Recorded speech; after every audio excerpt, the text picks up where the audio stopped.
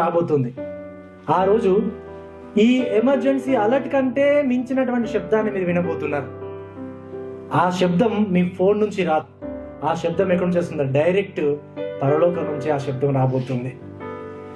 పిల్లరా, యేసుక్రీస్తు తిరిగి వచ్చే సమయంలో అది ఆ శబ్దం మనకు వినిపిస్తుంది.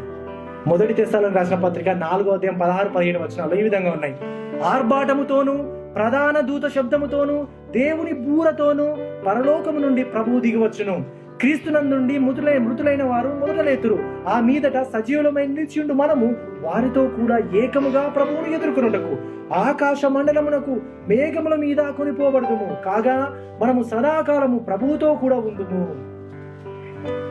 ప్రియులారా, నిజంగా ఆ శబ్దం ఒక హెచ్చరిక కాదండి, అది ఒక అలర్ట్ కాదు, అది చివరి పిలుపు. అది సిద్ధం కావడానికి అప్పుడు మనకు సమయం ఉండదు. అలర్ట్ వస్తుంది, పరలోకం నుంచి శబ్దం వచ్చింది కాబట్టి సిద్ధంగా ఉందాం, రెడీగా ఉందాం అని చెప్పుకోవడానికి మీ ప్రిపరేషన్ ఏం టైం ఉండదండి. దాగి ఉండడానికి సమయం ఉండదు. ఇంకా రెండో అవకాశం అనేదే లేదు.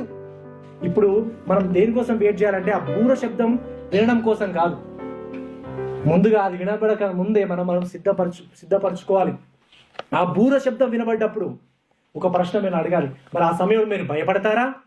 లేకపోతే ఆ బూర శబ్దం వినబడ్డప్పుడు సంతోషముతో ఆనందముతో ఆయన్ని మీరు ఎదుర్కొంటారా?